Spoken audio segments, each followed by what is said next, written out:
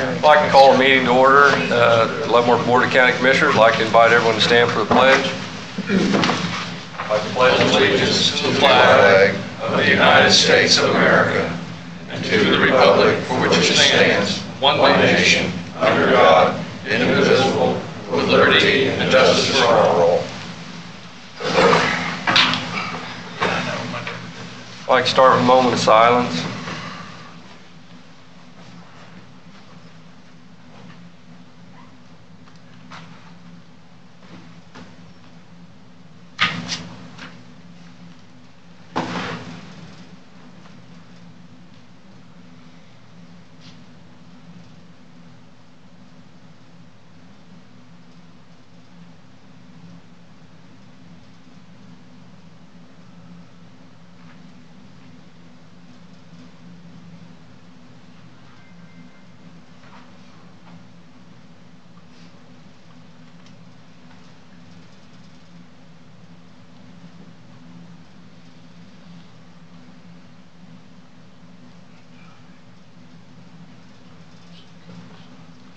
Roll call. All three commissioners are present today. Commissioner Cos, Smith, and Culberson.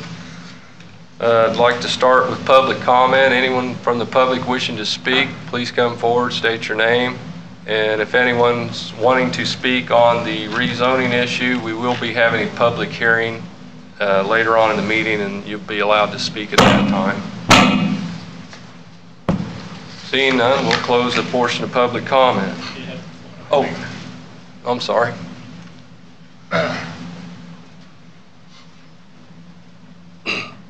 My name is John Suck. I live at 15822 Hollingsworth Road.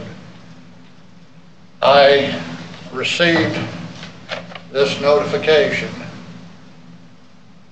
for this meeting, and it was typed on the 8th of February. I received it at 5:30 last night. I'd just like to make that part of the record that people are not getting notified of these meetings. Okay. When it pertains to their property. It's dated February the 8th, and you got it on the 19th? 5:30 last night.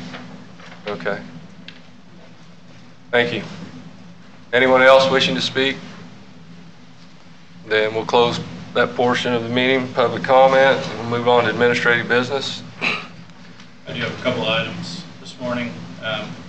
First of all, the one that's on the agenda, just wanted to bring back to the board. The last 2 years we've budgeted for it's LifeLock basically, but it's identity theft protection. Last year the board did not approve the implementation of it. I just want to bring it back to the board again this year because it is a budgeted item for your consideration. If the board supports that, I would like a motion on that. Commissioners have any thoughts on this? Yeah, I definitely do. In the times we're in now, it's pretty cheap insurance for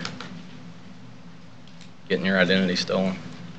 It'd be okay if you could make a motion to authorize me to proceed with that, since in the past the board does not approve it. Motion to approve Mr. Lawfrey to move forward with the LifeLock. Second.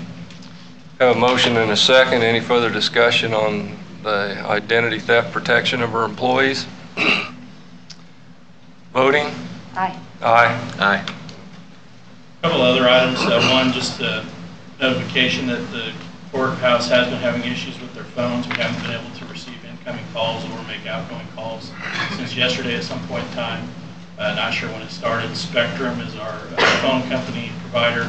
They are working on it. They have technicians in the area working on it. It's not just us. There are some other businesses that are impacted, but just wanted to make that known so if people are trying to call, it's not.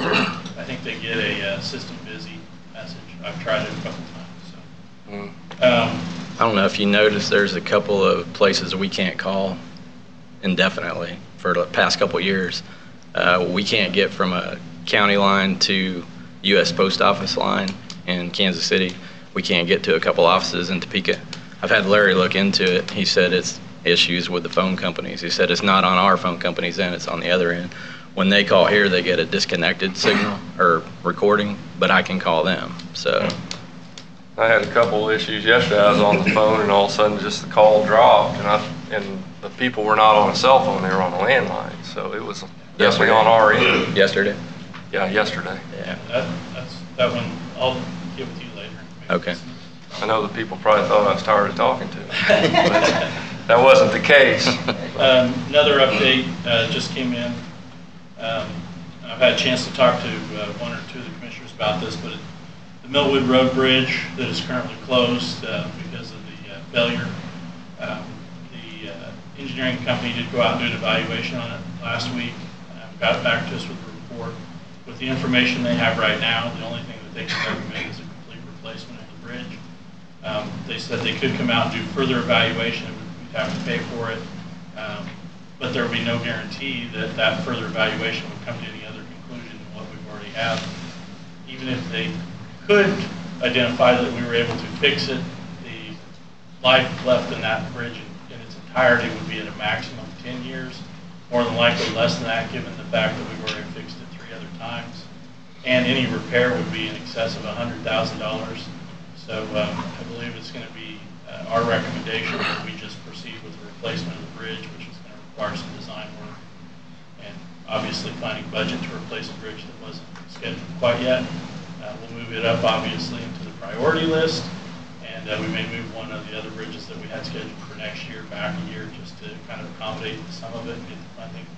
But what that means is that bridge will be closed for an extended period of time. We don't feel comfortable reopening it for any reason at this point. And we'll bring all that to the board in official format very soon. But I just wanted to give you that update today and answer any questions. Yay, that's in my neighborhood. At least you're getting a new bridge. Yeah, it's one way to look at it. It's always lemonade, isn't it, Doug? Well, my opinion, I would not throw any more money at any. I mean, well, didn't they? What is it a $500,000 bridge? Well, we won't know that. I mean, I think that's probably realistic, given the location and the size. That's probably a realistic amount. And didn't they want another $10,000 to further inspect it? They wanted $10,000 for the inspection, which again, there's no guarantee we were going to come back with any other results. And even if we did, and they said you could fix it, the repair is going to be in the $100,000 range probably. So why put the money into something that's going to last another 3 to 4 years when the bridge was built in the 50s? So yeah, it's almost 70 years old. yeah, it's time. And Vincent's staff went out and looked at it, and they said the rebar is like half the size it should be. So. Yeah, I'm pretty sure you can take an air compressor and blow through it. So. Yeah. So anyways, just to let you know, that obviously it's going to be, that's an inconvenience to the people in the area, but those things happen, and we'll work on it as soon as we can. We'll get back to the board. And the bridge was inspected by a firm last summer. Yeah, we do have it inspected. All the bridges are inspected on a rotational every other year basis. So.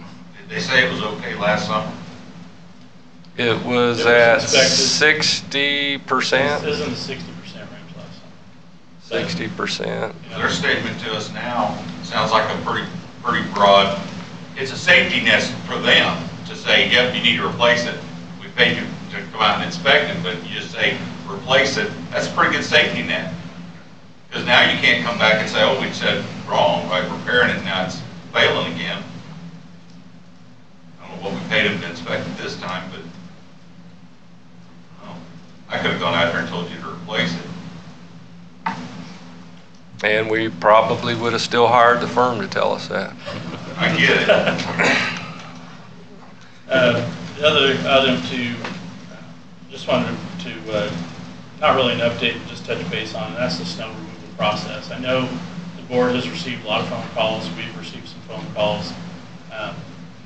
Just to kind of put things in perspective, we do clear 700 miles of roads with each snow event, and that's just the total miles. That's not lane miles. That's 700 miles. So each road takes more than one pass. So you're talking 14 to 1,500 miles with 2 passes.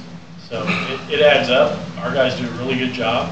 I'm very happy with the work that they do. I know this has been a really bad year, so you're getting more phone calls, and people are not quite used to some of this because we've been spoiled over the last 5 years. That also leads to the really muddy roads, which I know you guys are getting phone calls on as well, and I just want to say that our crews are busy. They're not just sitting on their thumbs during this event. They're out clearing the maximum numbers they can, and they're also working on the side roads as the maximum number of hours they can. We just have a lot of roads. Typically, we have the main roads open within 12 hours of the end of an event, and the side roads within 48 hours. Now, there are some that are dead-end roads and whatnot that are a little longer than that, but typically 48 hours is the turnaround on these snow events, and that's really good considering the amount of staff and the amount of equipment that we have. I saw something on the news last night that Overland Park has 25 pieces of equipment to clear all their streets, side streets, and everything else. We have the same number of pieces of equipment. So our guys do a really good job. I want to recognize them for the effort they put in. And when they're out there at 3 o'clock in the morning and I'm home in bed, I appreciate the fact that they're willing to do that. So I just wanted to take that time. I actually got 2 calls this morning that wanted to let me know they were doing a good job from last night.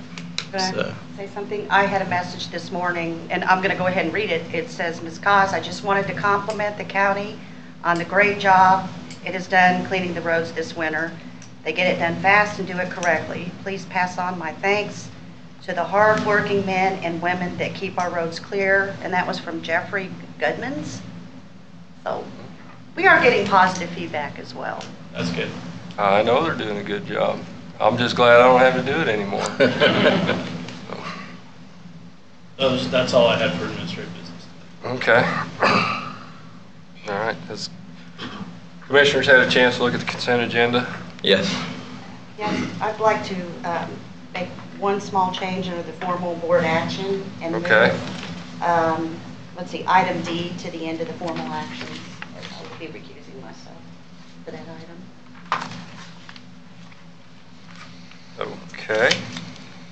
Just to move item B down to the end of the formal board action item. Okay. Make it last.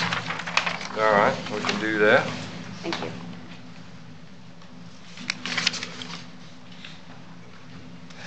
Have any questions or concerns on the minutes or any of the bills? Nope. The only thing I had, I could not find anywhere where the county crews were blading Wood End Road twice a day and even on Sunday. So it was in the minutes, so I just wanted to make sure that it's not Leavenworth County motor graders going up and down that road twice a day blading it and on Sunday. So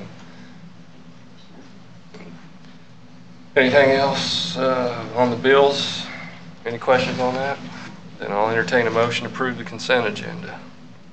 Motion to approve consent agenda. Second? Have a motion and a second. Any further discussion on the consent agenda? Voting? Aye. Aye. Aye. All right. We can move right along to approve the appointment of the Port Authority board, the person to the Port Authority board. Is anyone here from Leavenworth Port Authority? City of Leavenworth notified us that they have selected a candidate for the Leavenworth County Port Authority. They approved this person on their last meeting, well, after last week's meeting. They got the approval notice over to us, put it on the agenda for your consideration, and it's currently under the agreement. It takes both the county and the city to approve the appointment. Commissioners have any questions on the appointment to the Port Authority? And I'll entertain a motion. Motion to approve the appointment of Rick Snyder to the Port Authority. Second. Have a motion and a second. Do we have any discussion on the Port Authority appointment? Seeing none, voting? Aye. Aye. All right. Move on. Now we're ready for Solid Waste Committee.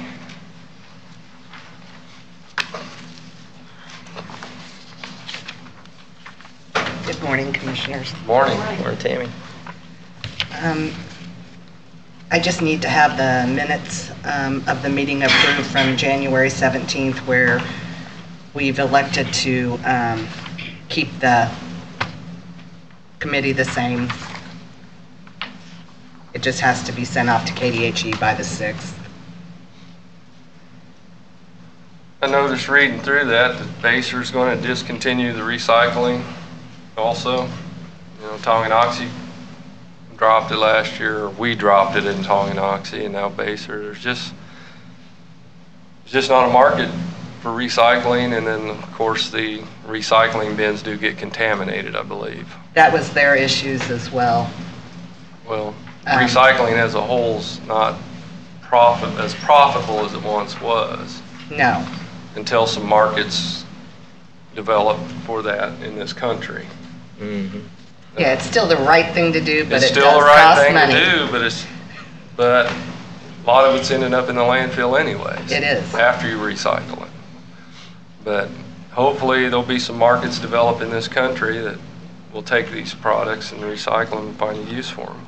Well, they had the same issues that we did. The fees were being raised from, Mm-hmm. you know, Yeah. added pickups and, Right. And they had quite a bit of contamination, it sounded like. yes. Contamination's the big thing. It is. People abusing these programs, but we can't have somebody out there all the time. But it's over to Solid Waste Committee minutes.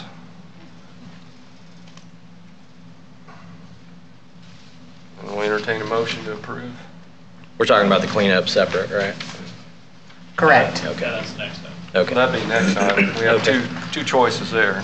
Okay. We're just approving the Solid Waste Committee minutes. Yeah, I don't have any more on that. Motion to approve the solid waste minutes. Second. Have a motion, a second. Any further discussion?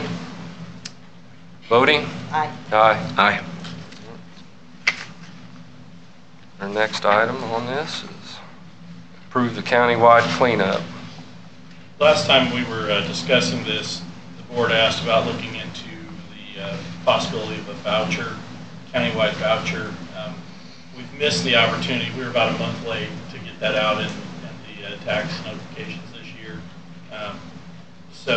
But it is a possibility in the future if the board wants to do that. There are some challenges using vouchers, and we have a program in place already that we utilize during the countywide cleanup, where we have a database created for the staff out there, and then they just monitor as the people come in. They check their IDs against the database, the address, and then they check them off, so they only get one trip. So rather than do a voucher system, it would be possible for the board to open up the countywide cleanup year-round, use the same database. The staff will just check it as they go.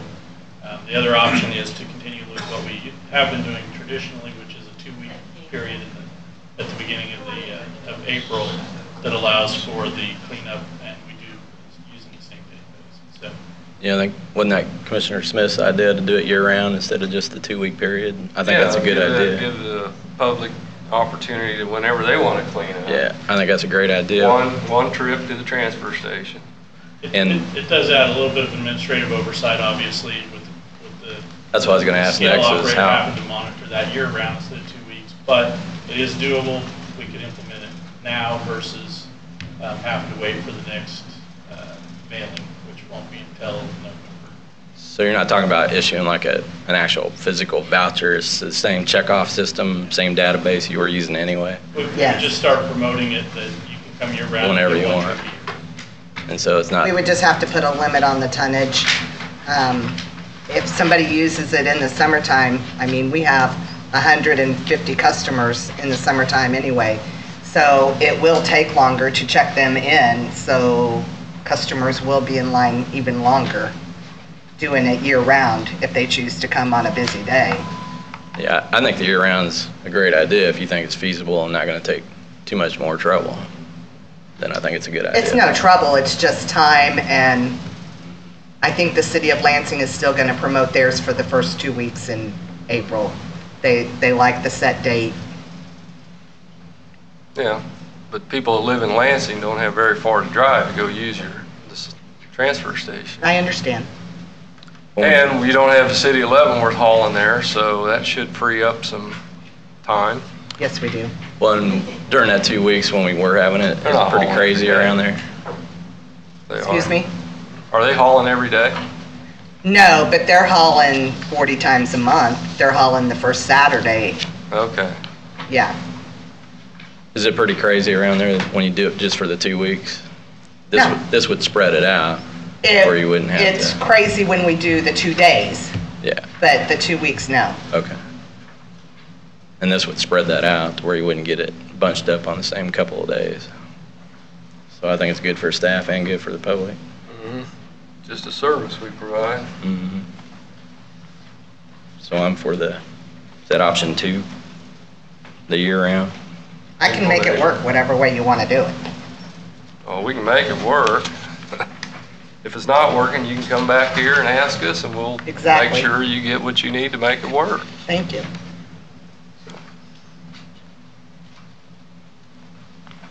We just need a motion. So is that which a- option you want to move forward with. Yeah, I make a motion that we approve, is it option 2 that's the Yeah. year-round? Yep. I make a motion that we approve option 2 for the solid waste cleanup.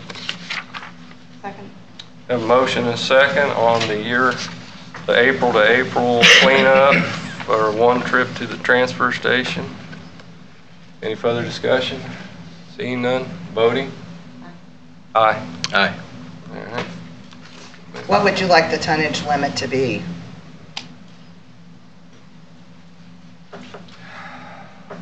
You I okay think with- 2 ton is Are fair. you okay with us establishing that? Yeah. Tammy and I will work together, we'll establish that with the solid waste committee, Okay. and then just implement it. I don't think the average person owns a garbage truck, so I don't think. But you never know. I mean, a pickup and a pickup bed trailer would probably be the most you'd get, wouldn't it, from somebody? Tammy's got stories. We'll establish a fair number. Thank you. All right, thank you, Tammy. You're welcome. Have a good day. You Thank too. you. Okay. We'll jump into Public Works on approved bid documents and drawings for the dust abatement programs. Anybody? I'll begin. Oh, you'll take care of that? Yes, sir. All right. A few weeks ago, we came in and asked the board to proceed with getting the bid documents prepared for groups 1, 2, and 3. Group 1 is prepared, and what we'd like to do is bring so that we have the template for how we will bid the other groups going forward to make sure we have the right specifications in there. And that way, as soon as, and also discuss today whether or not we want to bid these as they're ready or bid them all together. My recommendation would be that we start, now that once we have group 1 done and approved, that we go ahead and get it out for bid. It's a little over 8 miles of roadway, and then as the other groups are available, we go ahead and get them out for bid. That's the recommendation that I would go with rather than waiting. That way we can get some of these, and then we can start seeing how they're going to come in as well. I do have a representative from I think 2 representatives possibly from the design group here to answer questions and go over a little more detail than I'm capable of. But if you have any specific questions, we'd like to start with those. And Mark, if you'd like to, Mark Schlegel and Associates is here if you'd like to come up. Good morning. My name is Mark Brewer with Schlegel and Associates. We're the engineer record for the dust abatement projects. Might be helpful to give a little background about how we got here so you guys fully understand what we're sending out to bid. So we're attempting to send out to bid. So this project started with just putting the Public Works Department chip seal dust abatement section on top of existing gravel roads. And so our process through quote unquote the design period, again, no additional right-of-way, no ditch improvements. This is working within the confines of existing right-of-ways. And so our scope, what we were tasked with, is determining any design deficiencies with current standards, industry-recognized standards, and then reporting those to you. And so what we started with, we sat down with Public Works, divided this into phases. I think they're now called groups, but came up with a list of phases that made sense, and then started with obtaining GIS information from the county, came up with plans. We then sent our survey crews out. We shot the apparent edge of the traveled way or the edge of the gravel as it sits today or the day of our survey, and the center line determined where we had inadequate site distance, where we had inadequate widths, and reviewed several, well, I guess basically 2 design criteria based on the traffic counts that we were provided by the county and crash histories that we were provided with by the county, determine what deficiencies were in the areas, what history, what areas we needed to add additional signage, and that's how we got Group 1 or Phase 1 to Public Works about the first of the year, and then we sat down with Public Works about a week and a half ago, as Mark mentioned, and with some of the, I guess, challenges that this winter has posed with some of the current projects. We wanted to understand before we send this out to bid that we have everything covered. And so what we've come up with, we've amended the bid documents to really add 2 separate, I guess, scopes for the contractor. So when we do our chip seal process, originally it was we were just going to lay this on top of the existing gravel road. We've kind of dove back into, after talking with Public Works, into KDOT's specs for how they specify chip seals, and so what we've added is a subgrade preparation step. So before they lay the chip seal, they have to remove all the vegetation to the minimum widths as we specified, scarify, water if necessary, and compact to a certain level the subgrade. And then if that meets the specifications, then they can place the 8-inch AB3 or the alternate 6-inch asphalt section, and then go on with the chip seal process. If under construction loads or we can't get the compaction we need, we have an alternate section where we remove 6 inches of the subgrade, compact, and then bring up an additional 6 inches of AB3 on top of the 8 inches that would be provided with the chip seal section. So in talking with Public Works, this is more closely resembles what my understanding of what the county crews would do if they were to put in a dust patch, if they were to encounter soft areas, subgrade. So this was kind of a collaborative effort with Public Works and what we thought made some sense.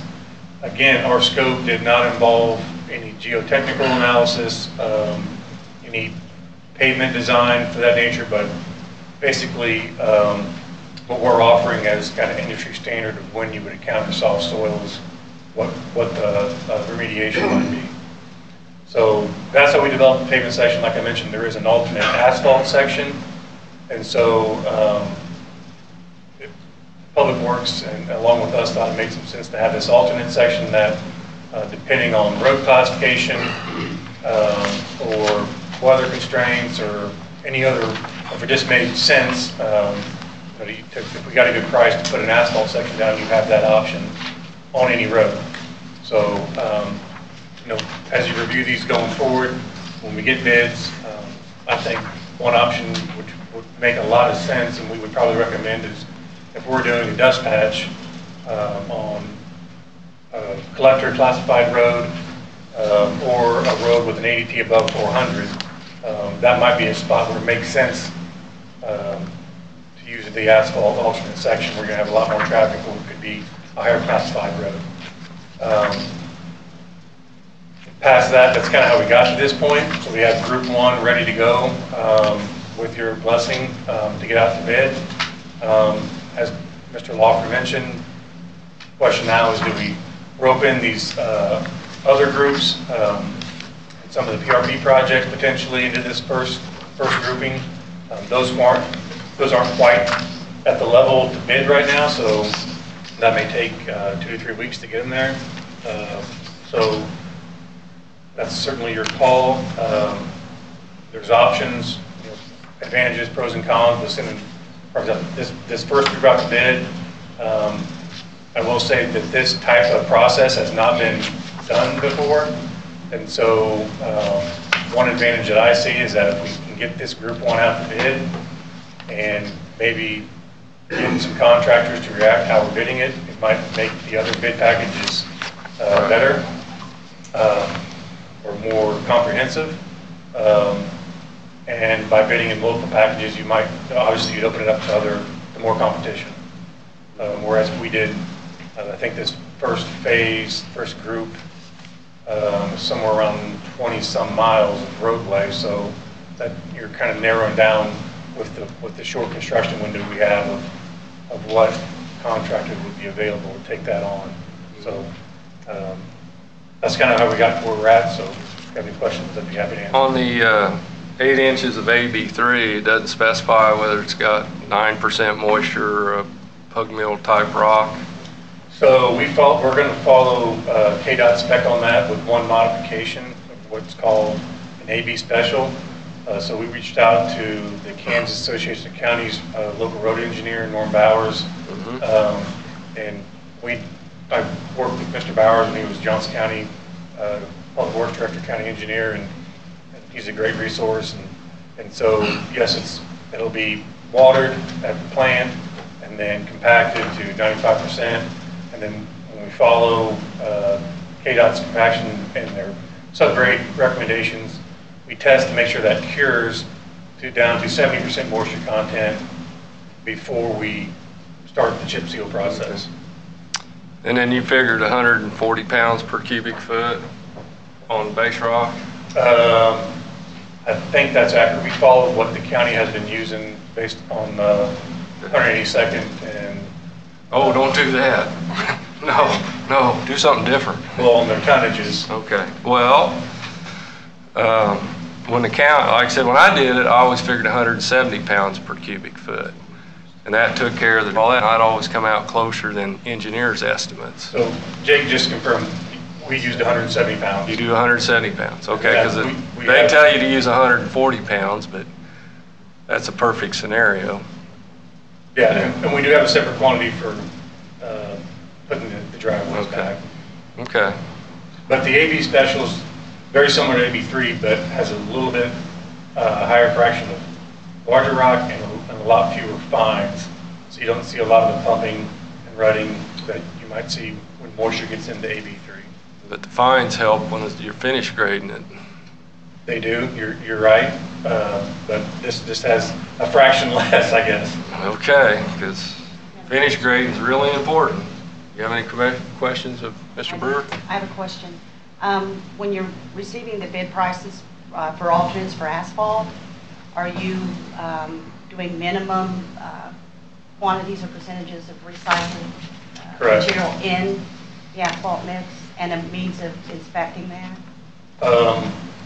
Right now, we're not under contract to inspect it, and I think Mr. Lawfrey and I have discussed the county may want to send that out for a separate RFP to get it inspected. That may make some sense, but we would, as a design engineer, review the mix designs and confirm that if you don't have somebody on the other end grabbing the ticket, then they can theoretically use whatever they want. Right, and I understand that, but just to make sure that within the bid documents that the contractors are made aware that there is a potential that could occur, so that they're, if we don't, they're put on notice that... Keeps them honest. I think it has to occur. I don't think it's... Well, okay, but I'm occur. just I think it saying, has to just to occur. make certain that it does. It'll be a required submittal Okay, thank you. that they provide that. Okay. I think they allow up to 20% recycled content in the KDOT mixes. Any questions, Commissioner? I would like to bring up one other item, and that's because Commissioner Cos and I had a discussion about this, and that is we do not currently require as-built on these projects, but so the question is for the board is, do you want us to include that as a requirement, or do you want to require or have us go and have inspectors on site for these projects before vote? So that's obviously that adds cost. I personally think that we are going to have to work out something where we have an inspector on site. With this many roads going on, we don't have the staff to send out there. So I think the inspection process is going to be our recommendation. But I wanted to find out about the as-builts from the board before we go and add them in, because that does add a little bit of cost to the overall project as well. I want to make sure that as a board, you have a chance to discuss that. Yeah. Well, I'm for building as many roads as fast as we can, but given the recent events, I think we need to make sure we're doing it right. Well, I think the inspection would be fine. don't know what the benefit of as-built would be. As if we were rebuilding the whole road and it was, was designed, I could see that. But we don't have to decide that today. Well, if we're going to require it as part of the project, though, we would want to include that in the bid docs before they send them out, that we're going to require as-built. The inspection, we don't have to decide today. We'll get that and bring that back to the board, because it'd be, we would bid that out separately, the inspections. I don't see that it is that much more of a cost to a contractor to provide that information that they have adhered to what was required to complete the job. And, because then otherwise they have to have provided a change order or something to the county to let us know that they were not going to follow the specifications of the contract. And so I just think it's just one more step in making sure that the work is done as we requested it to be done, and that the contractor is guaranteeing us as a Board of County Commissioners that they did so. And so then subsequently, if we discover, oh, you didn't, we at least have documentation that says, yes, but you said that you did. That's true. That's my thinking. And it does not, it does not cost that much more to produce a document that says we built this road according to specifications with no changes. You just turn back in the as-built as with the what you did as your design, what you provided that we did in the bid documents. So it's not rocket science to do that. It's just, if you didn't, let us know what changes you did, and were those changes approved by the Board of Public Works, the Public Works Division, or the Board of County Commissioners. That's just. And I would, if I could add something, I would agree. I would see the as-builts. We're not replacing the contractor's not replacing any storm sewer structures or cross pipes. What the as-builts would include was an area we might have said this had the soft soil. So this from station 0 to 200 would replace the soils here. So it would be, we could just require a markup of the drawings. Okay. With their certification, then I think that'd be pretty standard. So is that your motion? Yes, it is. You have a motion to take care of group 1 and 2? Is that what? The motion is to use these bid documents as the template for all future bid specs at the time, and to add the requirement of the as-built. That's the appropriate term. And to put group 1 out? So we're going to move forward as they're ready to move forward with it. There wouldn't be, then we wouldn't bring 2 or 3 back. We've already approved it. As long as you approve these bid docs, we would bring that back. We just, as soon as they're ready, we come out with it. Okay. And we can always modify it later. Say we get new public works director. If we get group 1 out and we start getting feedback from the contractors about certain items, and Mr. Brewer can review that with them and see if it's legitimate concerns, and we bring that back to the board. Absolutely. Okay. Second. A motion and a second. Any further discussion on moving forward with improving roads? How do you vote, Mr. Commissioner Culverson? Aye. Aye. Aye. All right. Thank you.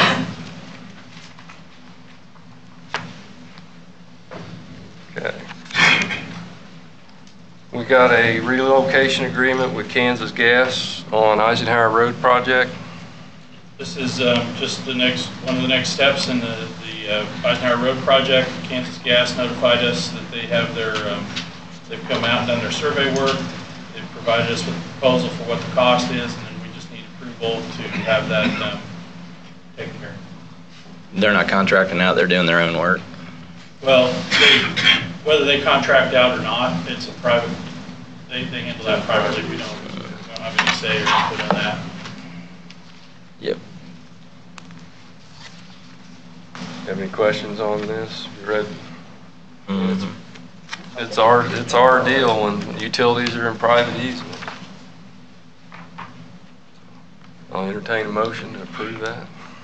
I make a motion that we approve relocation agreement with Kansas Gas on the Eisenhower Road project. Second? Have a motion and a second. Any further discussion on that? Voting? Aye. Aye. Aye. All right. One step closer. Yeah, well, on that, you know, we talked about the water district and including that in there. We need to reach out to the city of Leavenworth and make sure their water line's not in our construction project and make that all part one too, or? I think they would have been notified at the same time as the other utilities. Okay. And there is at least one conflict, I'm sure more, for them, for the water lines along there. I mean, But it's not large enough to include it into the project. that, you know, that would be at their request. Okay. They may feel that they would prefer to handle it on their own. I'm not sure where they're at with that right now.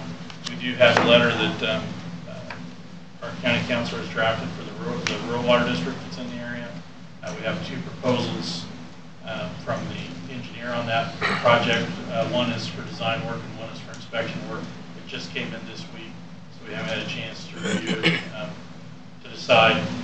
One, we haven't reviewed it with the water district to see what they need for inspection services, if they want to contract with their own inspection services, or if we haven't decided internally whether we want to bid the inspection services out separately based on what we've received so far.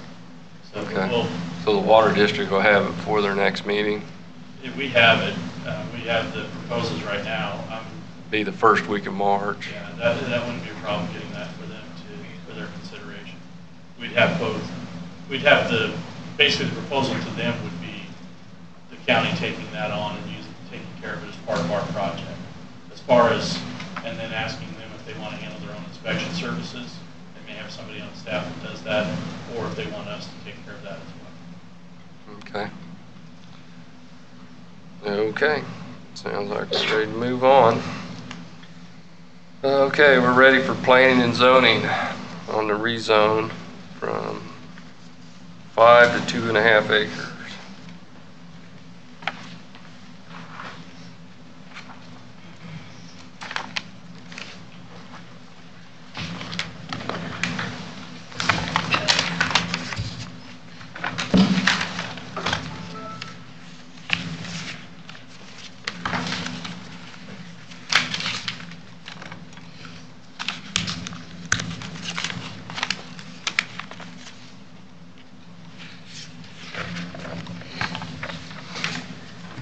Good morning, Mr. Chairman and Commissioners. Good morning. This case was originally brought to you May 29th, 2018, so about 7 months ago. This was a rezoning request from Rural Residential 5, as you can see there on the west side of the road. That's Rural Residential 5, and on the east side of the road is Rural Residential 2.5. Like I said, this case was brought to you in May of 2018. And at that time, the developer requested that the case be tabled for them to have an opportunity to perhaps explore some other options. About 3 weeks ago, they came back to us and said that they were ready to bring it back to the board, so here we are. The applicant, again, is requesting to rezone the parcel from RR5 to RR 2.5. Currently, the applicant has indicated that they did not come up with another option, so they want to go ahead and pursue with that original request. That original request was recommended denial by our office and was also recommended denial by the Planning Commission to the board. If you turn into your report, the actual report, not the RBA, on the second page we have, on the back of the second page, we have the factors to be considered. These are the factors that are required to be considered for a rezoning by the state Supreme Court. And I'm going to go through those factors really quickly so that everybody has an opportunity to know why we came to the determination that this rezoning request rather should be denied. The character of the neighborhood. The neighborhood is primarily rural and heavily agricultural based. There are many vacant parcels of land which are used exclusively for agricultural purposes and are greater than 25 acres in size, which you can see in the surrounding area there. It's a very rural place. Zoning and uses of nearby property. The parcels located directly east of 155th Street are zoned RR 2.5.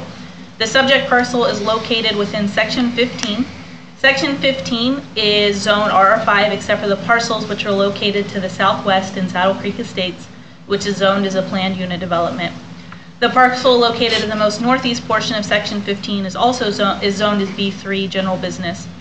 However, if we zoom, that went really fast.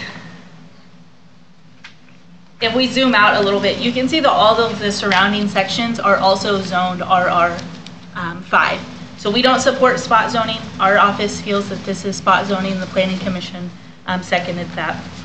Suitability of the property for the uses to which it's been restricted. The property is within an area that's suited for residential and agricultural uses. The property can be developed as it currently sits. Extent to which removal of restrictions will detrimentally affect nearby property.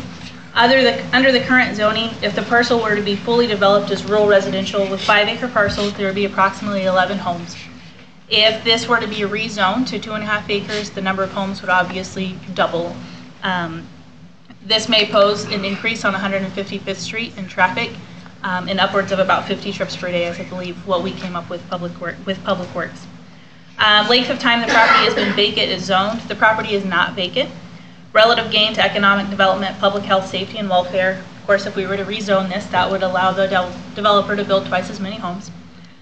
Conformance to the comprehensive plan. The future land use map, which I provided in your packet, indicates this area is agricultural preserve. Therefore, the rezoning request does not meet the comprehensive plan. And staff recommendation, which is the 8th factor to be considered in our recommendation, was to deny the rezoning request. Again, the Planning Commission supported our recommendation and they voted 7-0 at that time to recommend denial. The applicant is here and will answer any questions that you may have, as will we. Thank you. Well, I don't want to turn this into a BOCC urban growth management meeting, but more than likely this is going to be an area that BOCC will be reaching out for to their urban growth management. Is that correct? That's correct. They're looking at 3 miles is what I heard from last time I talked to them, but we haven't received any formal request from them yet, but 3 miles is what they're looking at. And they will be presenting the county planning commission with something in the near future on their urban growth management? Correct. I think they're working on a document that they will be presenting that to the city council first, and then will be brought back to the county. Okay, so if this becomes part of BOCC's urban growth management area, then county rules and zoning we don't have a say on any of this anymore? No, sir. It depends on the agreement that we come up with between the city and the county. But yes, that's the intent of the agreement, is to have them, plan for that area. Okay. Can everybody hear okay out there? Not very well. That's not true. Okay. It has to be okayed by this commission to even sit down by resolution from the state. I read the state laws. All right, we'll open this up for a public hearing. I'll open up for public hearing. Anyone from the public wishing to speak on this? First off, I'd like to compliment the county on your dust control roads, but you did miss 163rd Street, and it's not that much that needs to be done. No, we didn't. It's in our plans. I read the laws on this enterprise zone that they're talking about between BOCC, and you protect us. Mm-hmm. I have nothing to do with BOCC. That's why I go down Hollywood. But when you agree to a resolution, and I tried to go back into your computer, on my computer, to find a resolution where you, the commission, had voted on and okayed this 3-mile limit that the gentleman's talking about. I can't find it. It won't let me in to dig around in your resolutions to see what you've done up here. We haven't done anything on that. Well, that's what I understood finally from talking to some people, that you haven't done anything. But the initial thing is you have to pass a resolution to deal with Baser. Then 2 people that do not live in Baser will be appointed to your commission, your planning commission. Some of the people from your planning commission will be appointed by you, and Baser's planning commission, before any of this can circumvent into what the gentleman's talking about, their 3-mile control. Now, my understanding of the 3-mile control was they just want to advance to County 8 and call that Baser.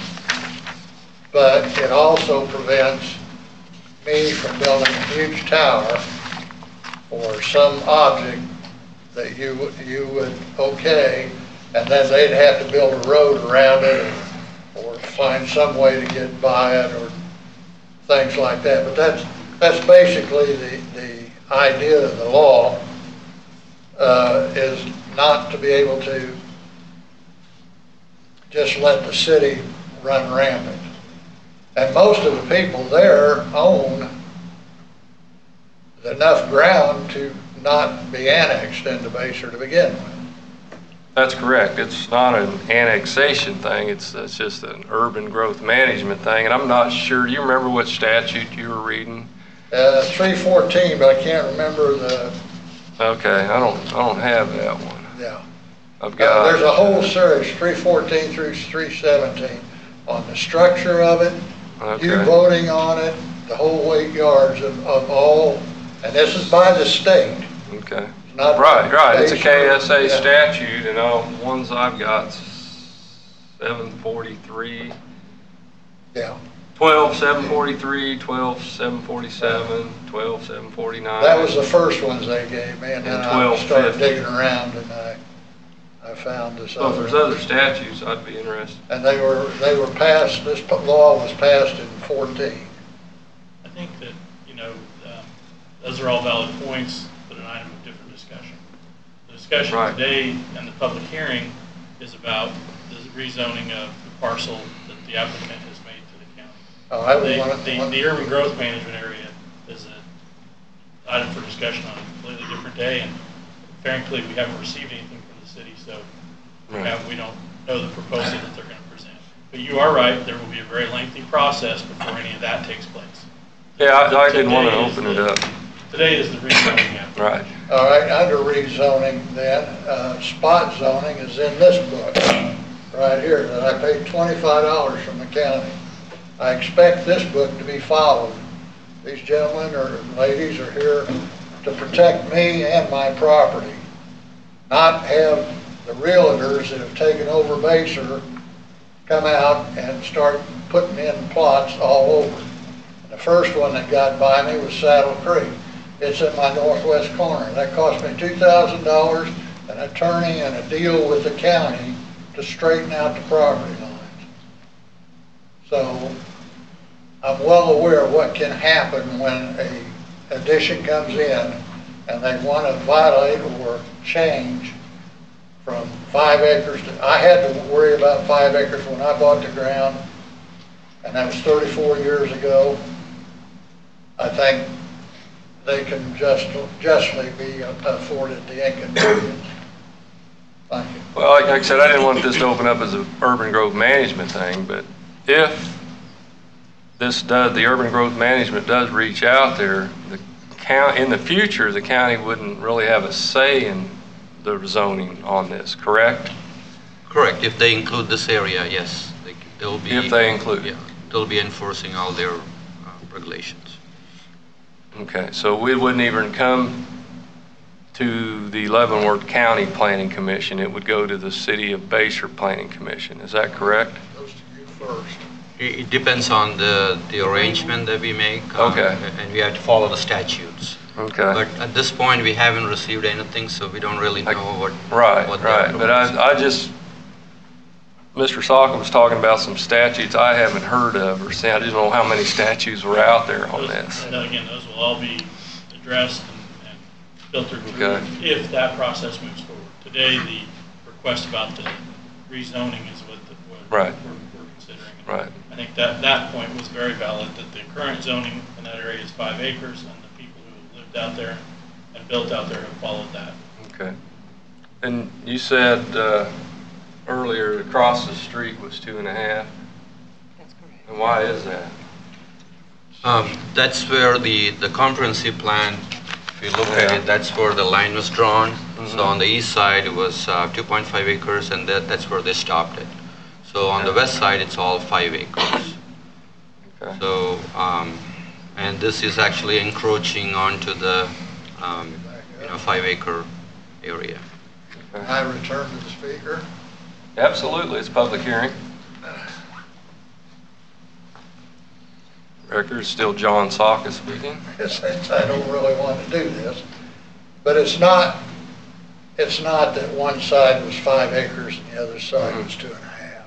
Virginia Clam owned the land somehow, and I don't keep up with the county commission. I expect you people were elected to represent me and my benefits because I live out in the county and not in the city. Well, somehow they built a new house on that property and got a special use permit. This is why I'm against a lot of the special use permit items, because right now on 155th Street, we have a special use permit just down from Hollingsworth Road. Looks like a junkyard. And I don't really enjoy seeing all these trucks and junk and everything else, but like I said, I can't have everything my way and I don't expect it, but I do expect it when I invest a couple $100,000 on a piece of property that it be protected by the people that are elected. So, Virginia Clam's ground was 5 acres. All the acreage out there past Donahue was 5 acres until this big, massive development. Let's make Bayshore the greatest place to move to. And they built more. I can't even name the additions anymore. I used to be able to tell you which addition was where. I can't do that anymore. The houses are like a disease. They're eating up the farm ground faster than we can believe. And I'm sure when Virginia passes, that'll be 2.5 acre plots, since it's been okayed already. I have Saddle Creek I have to live with, and it's in my northwest corner. And I've had a ton of problems with it. I've had dumb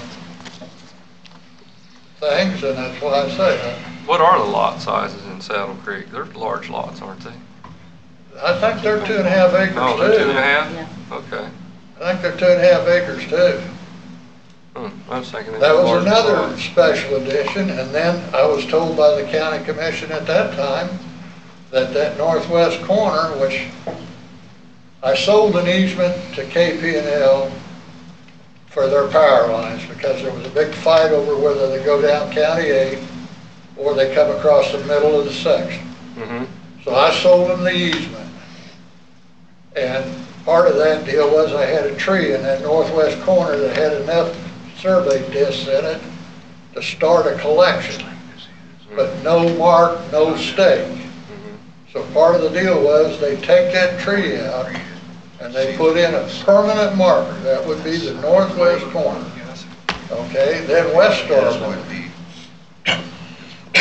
I didn't get a survey map from KPL, so West Star had to survey it again because I brought it to their attention that I was never received it, and they in turn gave me that. Well, then the commission had already okayed Saddle Creek, and when they did that, their surveyors had come over because they found when they paved the road a marker in the ground from 18 something 7.78 feet to the east, which knocked everybody's lines off. And so I had to fight back to get my property line back where the fences were and not end up in my neighbor's swimming pool with my other line. And they were allowed to put in the 2.5 acres there at Saddle Creek. And I came to the commission and they said, that's gospel and that's the way it's going to be. Planning commission too. So Okay.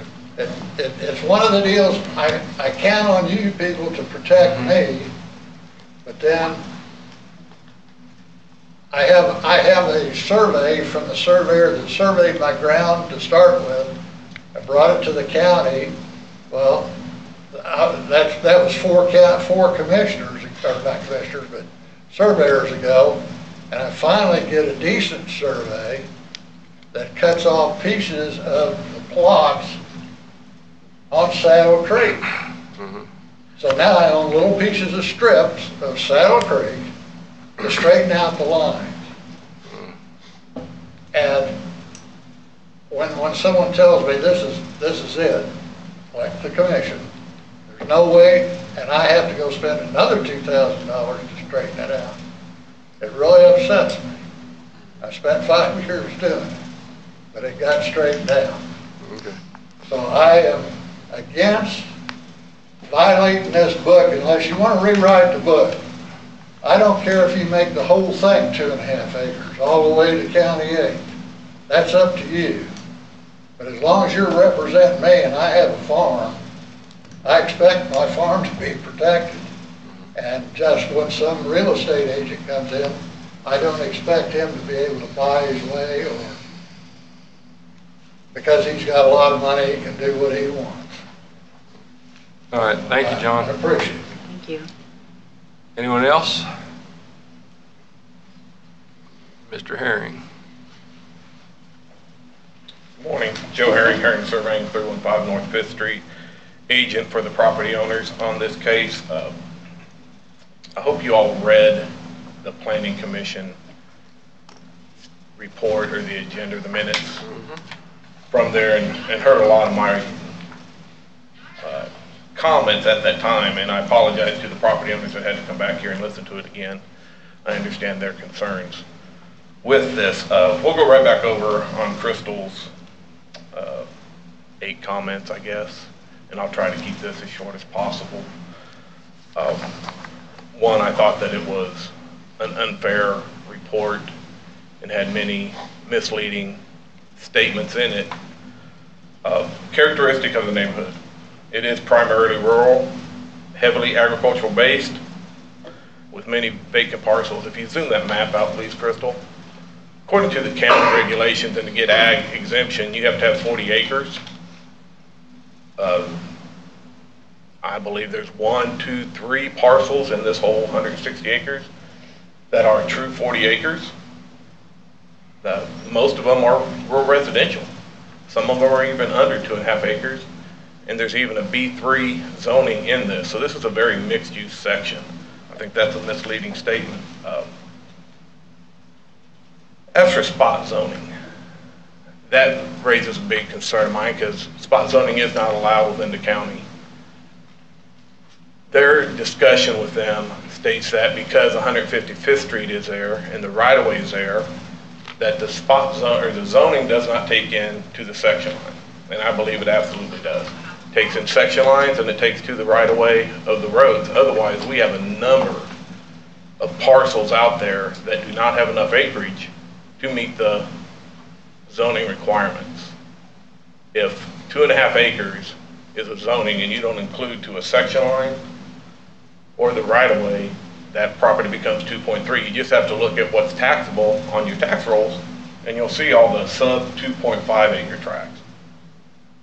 I do not think it's spot zoning. I think it is adjacent to R 2.5.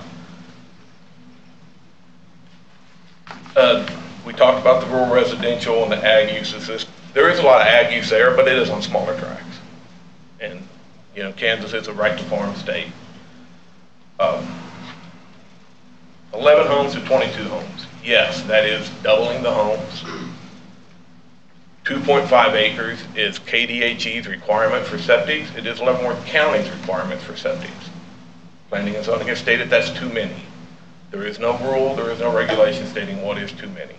2.5 acres has always been accepted, and unless these rules are changed, as Mr. Saka presents, that we can redo the book, we need to adhere to those rules. The increased traffic on 155th Street, this road is designed as a major road to come through there to Baser. 147th Street was just redone to take traffic off of these roads. So I don't see the concern of traffic on 155th. It is designed for it. That is what it was built for. The gain of, yes, it's going to allow her to build twice as many homes. We get that. The comprehensive plan, that's a big one for me. It doesn't meet the 2003, 2008 comprehensive plan. That plan's already 10 years old, hasn't been updated. It is obsolete. It should not be used in conversations concerning this. It's too old. Yes, we're going to redo a new one, which I want to talk about, touch on later with the growth district since that was brought up. But right now, we don't have a comprehensive plan that should be used as a guideline. When you take a major road into not a major road, a main road into a city, and you put one side 2.5 and you put the other side ag preserve, if it's a main road into a city, you shouldn't have ag preserve on that road. That road will be developed sometime, somehow. It just doesn't make sense, and Crystal and Jeff and I have had in-office discussions. Is this truly ag preserve or is this development preserve? Are you protecting this for Baser or for the growth of a city or for high-density growth? And they said that could be a consideration in the new plan of having a development preserve area, much as a growth district, to protect these cities so they can continue to grow. But ag preserve, I don't agree with that. I don't believe it is at all. I would like to see this approved at 2.5 for my clients. I think the neighbors, they're on 10 acres, 15 acres, 5 acres or less. It meets a lot of the criteria.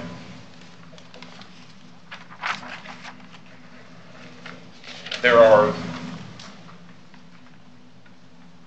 the comp plan, it bothers me that they're using that plan. The rezone of, or the use of too many septics when it meets county and state requirements bothers me. They presented that to the Planning Commission. The Planning Commission bought into it. Of course, they're going under their direction, and it got a 9-0 denial. I don't think it would have had a 9-0 denial if those statements weren't there and if the spot zoning statement wasn't there, which I believe are all in error. With that said, staff had recommended to us to go to the city of Baser and talk with them, see if we could work something out. We tabled this because the mayor had contacted everybody and asked for it to be tabled so we could have time to discuss. They met yesterday. They have come to an understanding. The mayor was supposed to relay that information up to this level and hopefully is in support of the 2.5 acres now.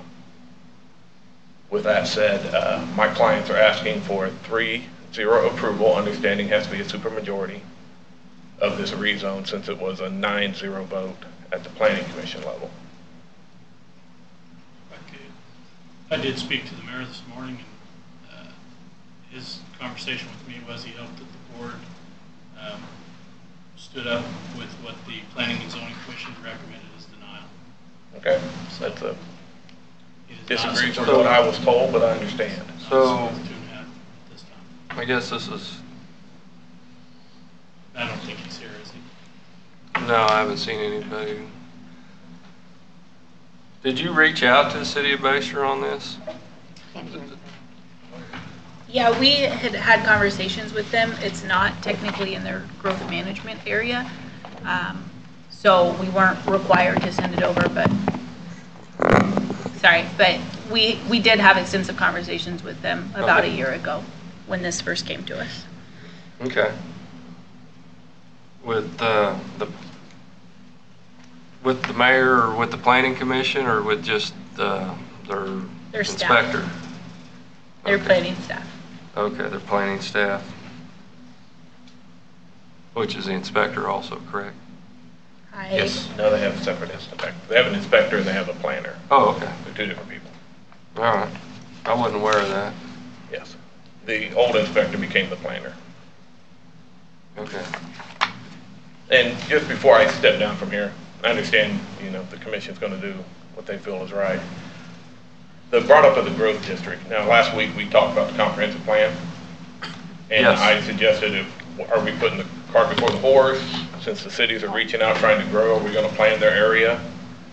And my understanding of that conversation was that the cities will be involved with our new comprehensive plan that's coming out. Mm-hmm. That's correct. So if they present a plan back to the county before the comprehensive plan's done, that's not involved. That's kind of, saying, hey, here's our area, leave us alone, and shouldn't be involved in our overall comprehensive plan. So are the growth districts, for clarification, are they going to be determined during this comprehensive plan, or are they going to come in individually and determine them during the process? Excuse me. They'll be part of the comprehensive plan. So we'll be contacting the cities and we'll work with them on these areas. So the comprehensive plan will not be, the growth districts won't be adjusted until the comprehensive plan is approved. It could be, you can always approve the growth district first. That's not a problem, and you just incorporate that into the comprehensive plan. So Well, that's what I was asking last time. I think it's I'm hard asking to now. even comment on that because we don't That's- even know when the Yeah. cities are going to make the Right. application, if they're going to make the application. Not every city might. So we're moving forward with the comp plan. Understand. I think that Mr. Herring's comment that the comp plan's old and we shouldn't use it at all is a little concerning in that either we have a comp plan or we don't. If we don't, then we probably should have a moratorium on the entire county about any development until the new comp plan's done. And I don't think anybody here wants to propose that. So I think we have a comp plan, we follow it until we get the new comp plan. Or you put a moratorium on any future multi-housing development like this until we get the new comp plan. We don't have much luck with moratoriums. We don't. They just seem to go on forever, it seems like, so I wouldn't support any moratorium. And we did go through a big access management policy, big discussion up here, many months. Absolutely, we did. This meets that access management policy. You've had another development come in front of you that meets the access management policy. Both have met with big opposition from planning and zoning. Both were denied. But so one policy that we spent so much time on doesn't get to be enforced because the other policies said it was worthless and a waste of our time to do it anyway. Thank you. All right, thank you. Anyone else wishing to speak? Public hearing on this?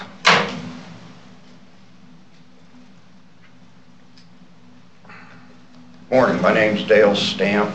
My address is 15911 Fairmount Road. I own property to the west and to the north of that area that they wish to develop. Over the last 24 years, I have seen some erosion problems starting to develop, primarily along the high tension lines that are running at the south edge of that property, across my neighbor's property, and to the property owner to the south of me. I am also seeing erosion problems coming off of that piece of property across my neighbor's property and through mine. It is actually causing a great amount of erosion. I know that the farmer that has farmed that ground for at least 15 years has done everything he could to maintain the soil and prevent erosion. My concern with a 2.5 acre lot, the water runoff after it's been compacted, roads built, et cetera, where is the water going to go? Has this been taken into consideration in their planning? I'm not against change, I'm not against development, but I hope that we would look far enough into the future to see what the end result is going to be to the adjacent landowners. I am on a well. I believe all of my neighbors are on well water. And if we have septic systems and leach fields that are going to contaminate the groundwater, being downhill, we know the saying, and I'm concerned about that. Is the quality of my drinking water going to be changed? Where do we go from here? And I hope you take that into consideration in your vote. Thank you. Thank you. Anyone else wishing to speak in the public hearing? Excuse me, I will quickly. Thank you, Commissioners, for everything you do, and city staff and everybody. I appreciate your time and effort. My name's Trent Peter. I'm at 15805 Fairmount Road. My wife and I own the property. We've been there probably 8 or 9 years. Obviously, when we purchased it, we purchased at the top of our purchase price, assuming that we all have that similar country living that we love and adore so much. And this is in part, especially with our house, if you can see it, we're just on the north edge of this, and our house sits on the back of our property. So obviously with kids running around the background and everything else, it is personally something that is high interest to us just for future. But we understand growth development happens and occurs, and we understand Baser, it is going like crazy right now, so we get it. We're not against development, we just want to make sure it's done the right way. A couple of little things that the major concern to me is the downhill aspect. We've probably got a 3 or 4 acre pond on our property, as you can see it, and the line comes straight from this property to fill it in. I don't know what it would cost to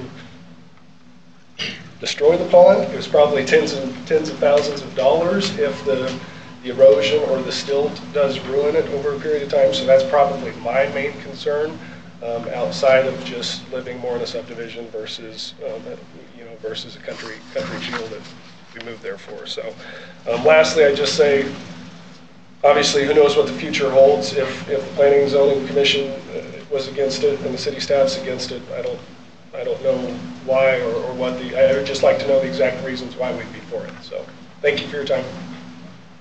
Okay, thank you.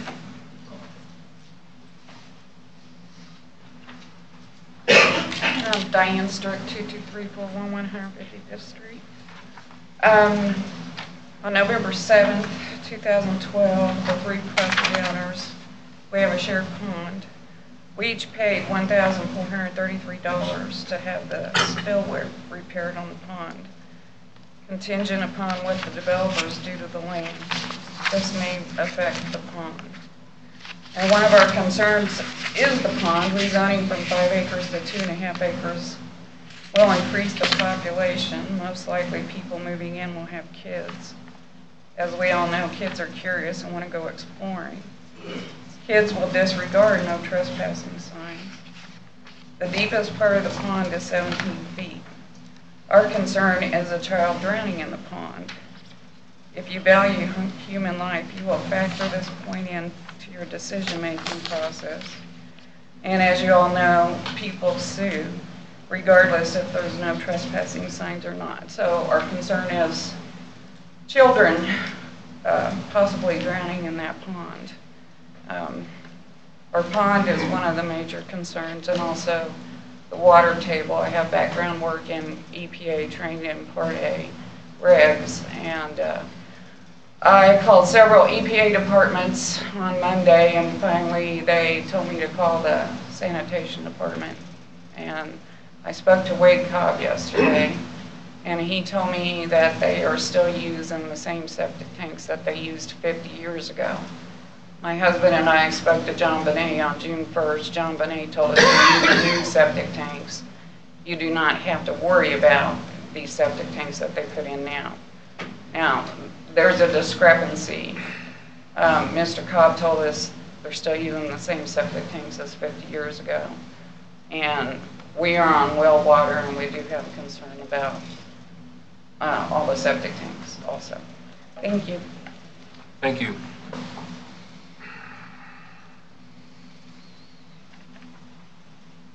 Yes, I'm Barbara Coble, and I live at 22617 155th Street, which is, we have the property right next door to the north.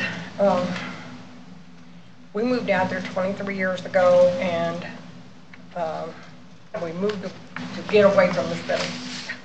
We moved out of Baser, and I don't feel like we really want more houses next door. If the zoning commission has issued 5 acres, then that's fine. but to reduce it to 2.5 is just gonna make it worse. I do know for a fact they need to get a perk test done before they start building any houses, because the sewer system next door at Thino's does not work. They have raw sewage running out. And this is a concern to me too. Is this another ploy to get us all annexed into the city? I don't know. But I don't feel like we should get it reduced to 2.5 and make matters worse. Thank you. Anyone else? James, how are you today? Ready for spring. Oh. Jim Seaman, 55th Street of 22207. I just want to restate my opposition to this request for the variance. The buyers who are experienced in development, dealing with property, were fully aware of this being zoned R5 when they purchased the property. Might be like I go to a car dealer and buy a Volkswagen, make the deal, and then come back tomorrow and drive away in Cadillac, but that's my own feeling. But a lot of points have been discussed here today, and thank you for your determination. I appreciate that.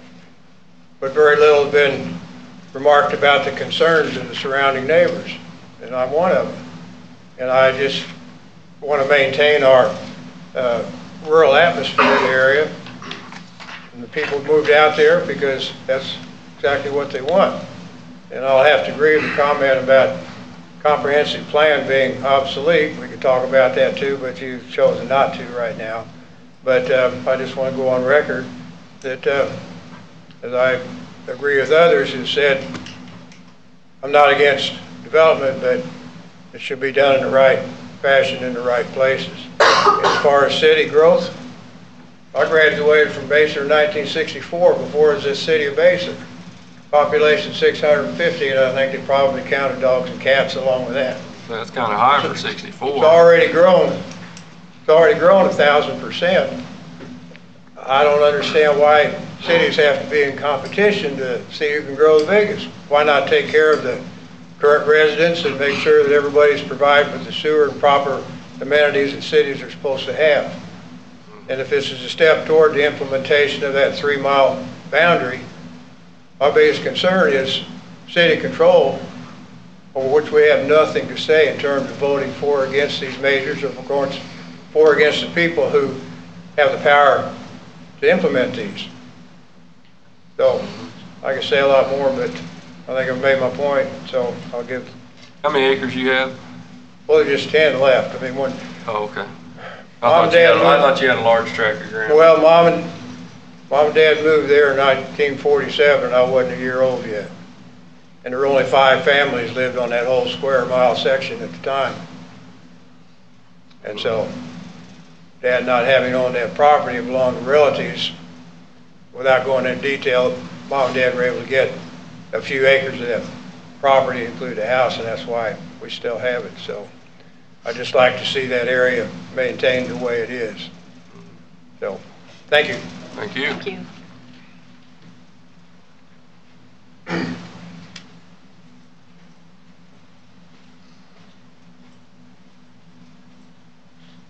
Good morning. Morning. Curtis Road, 211 East 2nd, Tonganoxie. I would recommend that you would look at this very wisely, especially since there's 2.5 acre tracts already not too far away from this area. I know everybody likes to have the rule and have their piece and all this stuff, but you need to be careful with this, because I know for base route wise, they've done some island annexation for Falcon Lakes. They did it to Honey Creek and so forth. What's going to stop them to ask to this to be in the city baser, do an island annexation, go down the county right away, hook up to city sewer, and all of a sudden now you've got 150 houses compared to 22. So I would be careful with this on that side of it, because if you take 150 houses and next thing you know it's in the city of Basel, now the city of Basel controls this. It's if they adopt a comprehensive plan of basic rules management, then they do have. They can request an island annexation. No different than they did in Honey Creek. No different than they did in Honey Creek, or they did in Falcon Lake, or not Falcon Lake, yeah. Dino Estates, Dino Estates I don't know what it's called now, and then the Field of that's what I'm Dreams. recommending. Instead of, you need to be careful of what's already been happening, especially since there's been 2.5 acre tracts now. Dealing with the water runoff and so forth, that's a deal with the KDHE, and there's always a water retention plan no matter any development they have throughout the state of Kansas. So that should be covered by the state of Kansas and so forth. I could fight for the 10-acre tracts, or I could fight with the 2.5-acre tracts. The only thing that I've noticed, more than likely, if somebody has a 10-acre tract, usually they put a mediocre house, then they have all their junk in the back of it, which you're not getting a tax incentive towards the county. You go to a 2.5-acre tract, now you're getting houses that's above and beyond $500,000 plus nice shop, which you're getting an incentive of $7,000 to $8,000 per household compared to if you do the acreage, which I'm sure you're probably getting, this is our property, you're probably getting $8 an acre, give or take. $8 an acre to the county. What's a lot size in the city of Base, or average lot size? About a third an acre per lot. So you could get 3 houses per acre. So I would, instead of, you need to look back and see what's around that area, because like I said, there's no reason to stop these guys or anybody else to go to the city of Baser and say, we want to do a island annexation. Now you're going to deal with 150 houses. And as long as they made that to city code, streets, sewers, and all that stuff, I don't think you could really kind of stop them. As long as they made it to city specs. Because they did it to Honey Creek, and they've done it to Dino Estates and so forth. So It's not called Dino Estates now, it's called something else. I Right. don't know what it is. Right. I'd have to ask John Soccer to tell me the name And I of that. understand, and I After Falcon Lakes, he's wrong, but that's all right. Okay. But I understand their concern, but I'd walk softly on making a decision on something when there's already history there that's already happened. So you make decisions on facts and figures, not emotions. Thank you. Thank you. Anyone else wishing to speak? Any follow-up on this? Okay. And you talked to the mayor this morning, you said? I did. They were trying to get an attorney up here to represent them, but he's come from Topeka and wasn't able to make it over. So, but he did say this morning that they supported what the Planning and Zoning Commission ruling, which was to deny. Okay. Commissioners have any thoughts? Go ahead, You Jeff. need to close the public hearing if you're finished with that portion. Okay. Then we'll close public hearing and return to regular session. First off, I don't want to set a precedent by not supporting staff recommendations or the planning board's recommendations. I feel they're the experts we put in place to deal with specific things like this. They're appointed and hired to do that. In this case, planning for the future development of our county. That being said, I think the comp plan that's over 15 years old was meant, even when it was brand new, to be a gray plan mediated by the human intervention between saying these are black and white lines. I don't think was the intent. We're so close to the new comprehensive plan. I hate to make a decision on something like this that's teetering in between two different districts like this when the new comp plan is right on the horizon. So I'm going to recommend we wait on this and have a lot more discussion. But to the points that were made, why they denied it specifically, like I said, I think the comp plan lines are gray. I understand why they use streets to separate boundaries between like the 2.5 acre and a 5 acre zone. In the comp plan, they don't use parcel lines because they move a lot. We change our parcel lines 7,000 times a year in this county. So they use center lines of streets as a gray line to say this is the line between the 2.5 and the 5. But you don't use center lines to separate zones in most cases, like, for instance, the appraiser's neighborhood map. They don't go down the center line of the street and say this is the $1 million houses on this side of the street and the shotgun houses on this side of the street. They usually go one parcel deep. So it's the same zoning on both sides of the street. So if you look at this map, I don't see this as being spot zoning. It's contiguous to the 2.5 acre zone. You look at the city's zoning maps for commercial. You go down 4th Street. It's not commercial on one side and residential on the other side of the street. It's the same use on both sides of the street. So saying that the center line 155th is creating this to be a spot zone or an island zone, I don't agree with that. The rural character of the neighborhood, it is kind of a rural character of this neighborhood. People are moving out of the city of Basehor. A couple people mentioned that, to get away from the city. But if you're 1 mile outside the city, you're not going to be in a rural setting very long. So you can't expect to stop progress and just tell people you can't build houses out here because we moved out here to get away from the city, and now we're not going to let this area develop. It just doesn't work that way. Traffic impact, they're saying, well, it would double the traffic impact, but we're not talking about 100 houses versus 200 houses for traffic. We're talking about 8 or 9 more houses. It's already a hard surface road, so I don't see 8 houses causing that much of a problem. The flip side of that is if you allowed 8 or 9 more houses, you're talking about $4 or $5 million more in ad valorem taxes. So there's more money for the RIF and TIF and maintaining those roads. So I think that's actually a good thing, to allow more houses to get more tax money for the roads. Takes burdens off the neighbors for the amount of money that they've got to pay for taxes. All that being said, like I said, we're right on the horizon of a new comp plan.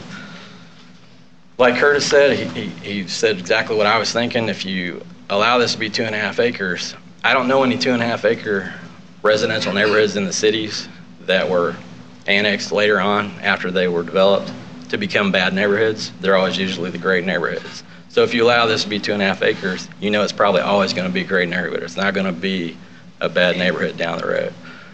Flip side of that is, if you keep it 5 acres, we're talking about what point in time are we going to decide what to do with this? Because you right now, since you live here, want it to be 5 acres.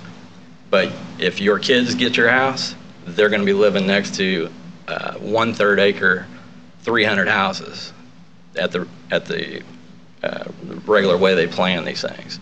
So yeah, 5 acres would be good for now, but would that be good for down the road? If you want to see way more houses, leave it bigger tracts now. It's just kind of the way it works.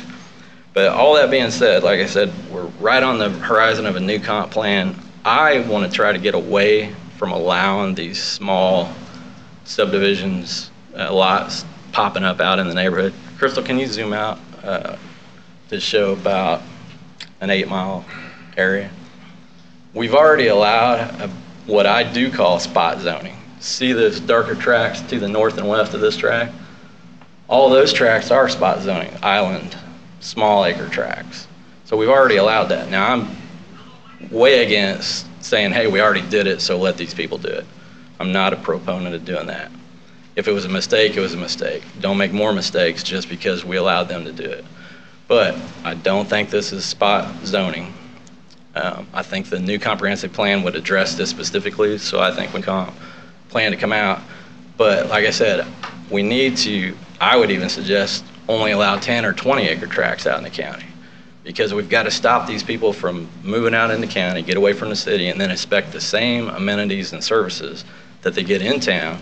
Just because they live in a small subdivision out in the county, they expect the police to be there in 30 seconds or the fire truck to be there in 30 seconds or no gravel roads between their house and their work.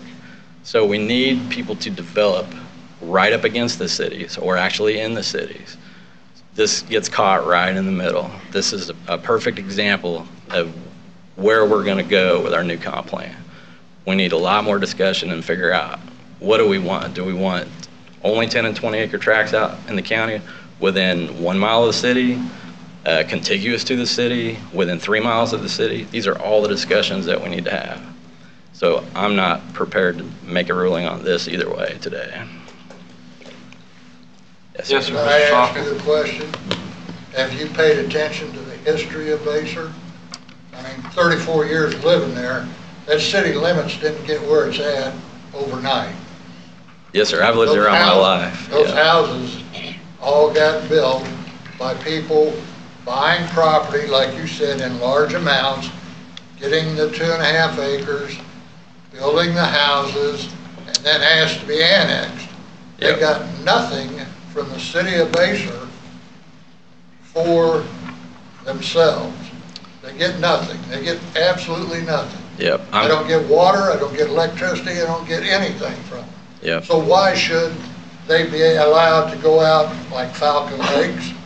The city sends the police out there. How many miles do they put on their vehicles to go out there and police that little area and then go run 166 where a county commissioner owned that ground and built houses and got it annexed in the city? Let's go back on the history of what's been going on in that. I think we're saying the exact same thing. What I'm saying is we got to stop these, what I feel are true spot subdivisions out in the county so far out of the city limits. Yeah, I've lived here my whole life. I'm very familiar with the Baser's growth and what's happened and the explosion lately. Yeah. Okay. So I think we're saying the same thing. And like one more thing, you know, the people that bought this property knew it was in a 5-acre zone when they bought it. Maybe they rolled the dice and were gambling that they could get it changed, because looking at the map, I would think, yes, it's contiguous to the 2.5-acre zone. So, you know, but like I said, I can see it either way. I think we need some more discussion. How much influence does the county commission have when the city wants to annex in ground, like Lansing did in the past? I'm familiar with that, not Baser so much, but I'm not familiar with the county ever saying no. the city wants to annex land in, Yeah. to include people into their tax base is why I think they do that. Yeah, I'm not familiar with the county ever saying Well, I don't no think to an annexation. the county has any say if it's a continuation of annexation. And they provide the services. Developers requested the city. Well, that's for spot annexation or island annexation. It Yeah. comes to the county for approval, but I don't believe a continuation of annexation we could stop it for any reason. Yeah, I'm not familiar with them ever saying no. But that's like I said, that's a whole different deal. That's a whole different topic. At one point, now this is back 25, 30 years ago, that the county did have in place, if you had an 80-acre tract, let's say, and you wanted to subdivide it, you couldn't subdivide it to anything less than a 20-acre piece at that point. You couldn't split it up unless Well, it was already platted for smaller lots. That's been years ago, and then we had 10 acres for years, and Yeah, now it's 40, I think. yeah. So if it's not platted for smaller lots, you can't put a subdivision. Smaller than 40 acres per tract. But that's where it's already zoned for R5. It's changed over the years, Glenn. But it still need to be I kind of thought it platted. might have, because Yeah. I see these subdivisions coming around, and I'm thinking, how are they putting those in? Surely they weren't all platted 30 years ago. And I think the access management we adopted last year Well, has up until 92, I think, you could split off 1-acre tracts without a plat. And then in 92, we changed that to 40-acre minimum, I think. Or maybe it was 20 first and then 40 right after that. granted amnesty for anybody that had a deed Yep. from 96. Yeah, we had a flood of about 20,000 deeds come through registered deeds from everybody splitting off 1-acre tracts. So, Mr. Collins. Because they want to be able to give land to their kids. Nest egg usually is the reason we got told from the owners. When we get older, we want to sell all these off to cover our retirement. Was the biggest reason. A lot of those 1-acre tracts never got sold off. Probably half of them. Mr. Cos, you have any thoughts on this? My thoughts on this are that, yes, the existing comprehensive plan is outdated. However, that does not mean that we should make changes to it at this point because it hasn't been studied and looked at and guided with meeting and having appropriate people at the table, stakeholders and individuals able to give their input any changes to the plan, which is why we are in the process of developing a new master plan, at which time those things can happen. Those concerns can be brought to the individuals putting together the plan and discussing potential changes or lack thereof. And that would be the time to make changes to what is now the existing zoning and the size of acreage in the different areas of the county, even if it's 155th Street. So I support going with the recommendations of staff, but that is with the caveat that that is because we're getting ready to do a new plan. And at that point in time, the decisions can be made as to whether or not that type of division would be appropriate or would not. Would give an opportunity for the different municipalities to come in and discuss with excuse me, the county any plans that they have for growth, and so that all those things can be included in that plan. So at this point in time, I'm not in favor of going against the recommendations of staff. So you're leaning toward tabling this until we, okay. Till at least the new, I don't know if more discussion with the cities or comp plan. So if you table it, you need to put it so many days. Is that correct? If Commissioner Culberson makes a motion to table it, does he have to say 30 days, 60 days? Well, as option number 4, or excuse me, alternative number 4 has is to continue the public hearing to another date, time, or place. In essence, I think your option with respect to continuing this hearing would be to table it for the time being, but continue it to a date certain to reopen the public hearing in order to follow your procedure. Either that or to make a determination this morning. You know, I might, just if I could, obviously this is a board decision, but this is really the third public hearing that we've had scheduled for this, because it went through planning and zoning where there would have been a public hearing.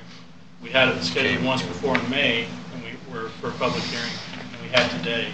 So that's 3 times we've made the people in that area have to come up here and present their side of this. The only reason that I would recommend tabling is that if you didn't think you had heard the information you needed and you had direction for staff to go get additional information. I wouldn't recommend tabling it just because we don't want to make a decision, because I don't think that's fair to the people who live in that area to have to continue to watch our agendas to make sure that they come back up for another public hearing. If there's additional items for discussion, give it back to us, let us go find out that information for you. But if the board has what they think they need to make a decision today, I really would recommend you do that one way or the other, yes or no, so that the people who are in that area can have resolution to what's going on, and the developer can also have resolution to what's going on. Well, I'd like to hear from the city of Baser their thoughts that if they are going to offer to run sewer out there, or if there's going to be some other, you know, without hearing from the city of Baser. Does that preclude us from denying this specific?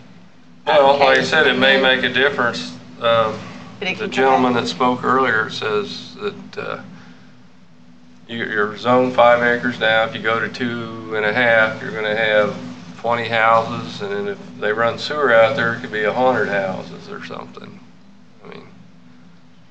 I mean, that's definitely something. No, if they run sewers out there, then that's just another way of saying we're annexing.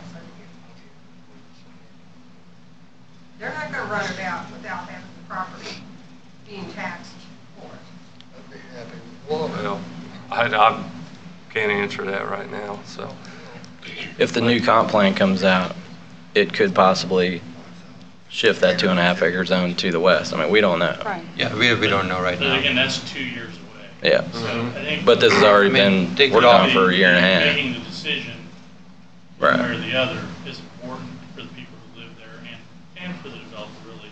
They could always reapply. To make a decision. Yeah, and that's what I'm getting at. We can make a decision today, and then, I mean, they've been working on this a year and a half, sounds like. So a year and a half down the road, the rules could change. Yep, I agree with that. so. Because I think that the last time it was that to give the individual an opportunity to come back with a different plan, but they did not come back with a different plan. We've been presented with the same plan, and so I don't see why, what stops the developer from coming back again if they have a different plan, or as we learn more and have more information to come back with another plan to present to us. How long does the developer have to wait if this gets denied before it come back for a No, different plan? they could reapply, I believe, in a year. Okay, for Well, one if they had issue. a different plan, they could probably start the process over. Correct. There has to be a change in the proposal.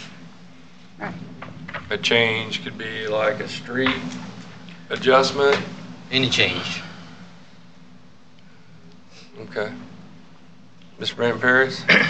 Mr. Chairman, members of the commission, I believe it would have to be a substantive change rather than a simple mere relabeling. Okay. Okay. Any thoughts, Commissioner Culberson? No more really. Like I said, I can see it both ways. We're just at a time where it's difficult to make this decision. Timing is the issue, really.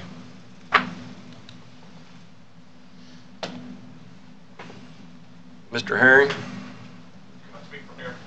Yes, I think we can hear you. If you guys are going to act on this, my clients have asked for specifics on which regulations they violated from planning and zoning department on the 9 issues that they have spoken against the development or the rezone. Which regulations in the county did they violate? I see the book. I appreciate that. I read it myself. I have it. And I do appreciate the property owner's concerns. I did state that. I understand that. But my developers, my clients want to know which regulations they violated in writing, please. Thank you. Okay.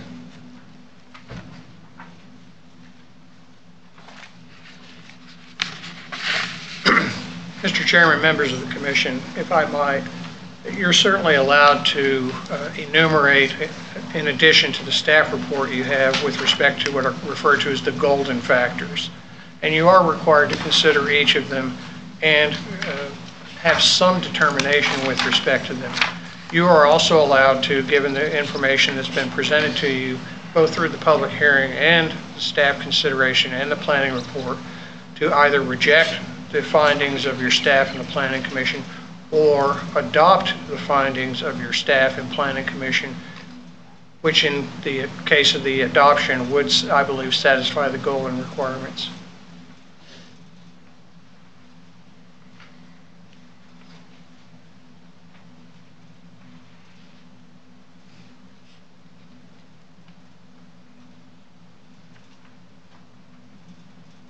Does staff think any of the conditions have changed over the past, since the last time this came before the Board of County Commissioners? No.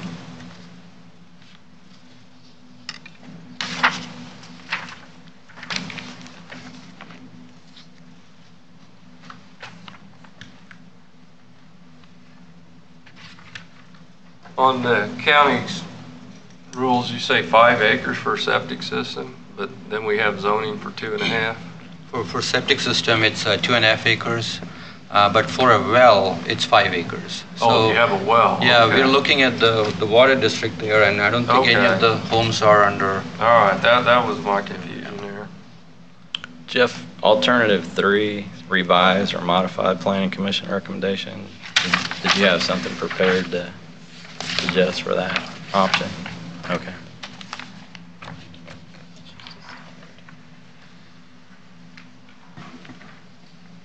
I don't have anything further on. You ready to make a motion? I am. I'm not. Okay, I will hear your motion. I move that request for board, let's see, case number DEV 18-029, rezoning from RR5 to RR2.5. The request be denied. Okay. Commissioner Cos, if I could offer a suggestion, in the case of either approving the rezoning or denying the rezoning, reference either the adoption or the rejection of the staff report as presented to you. To accept the staff report as presented to the board. Okay. Have a motion, to have a second? Second. All right, we have a motion and a second. Any further discussion?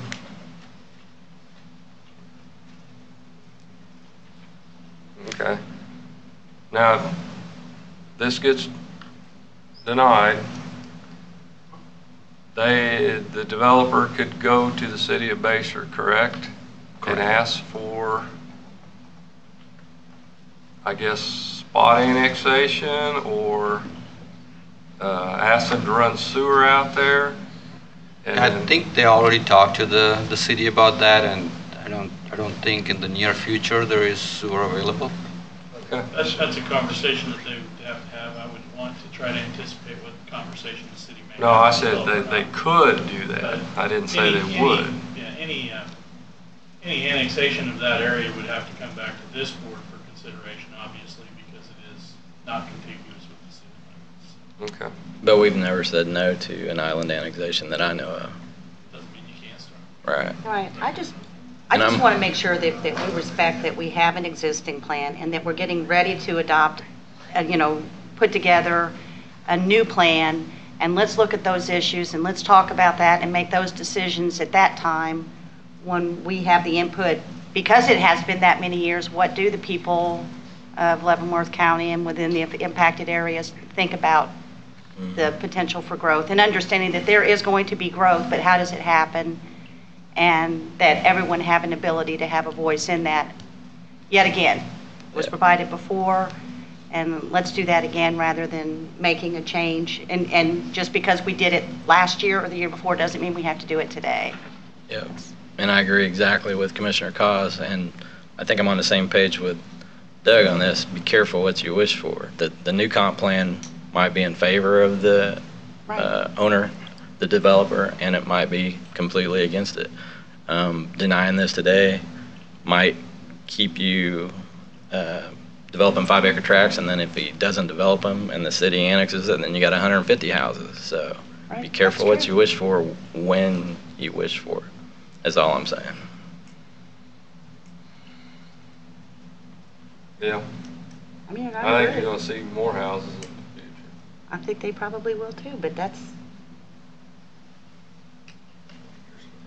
Well, voting? You go. Aye. Voting? Aye. Aye.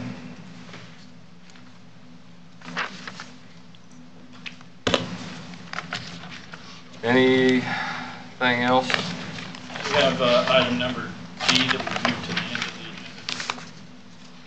Well, I got Mr. Malm, Richard Malm, to speak on the National Association of County. D was moved to the end of the action items. You can, obviously, if you'd like to have Mr. Malm come forward first, that's certainly That's fine. It doesn't matter to me. Do him first, that way. I mean, Richard's made him suffer long enough. I mean, he's got his own commissioner meetings he has to suffer through. You come forward, Richard. Yeah. I'm sorry. Hi, Richard. Hello. I am Richard Malm. I'm Jefferson County Commissioner, and I'm also the Kansas representative on the National Association of Counties Board. And I'm here to talk about the National Association of Counties, NACO for short. So I have some literature. Is it all right to approach and hand it out to you? Rebecca can grab it. I printed some off, but I didn't print enough.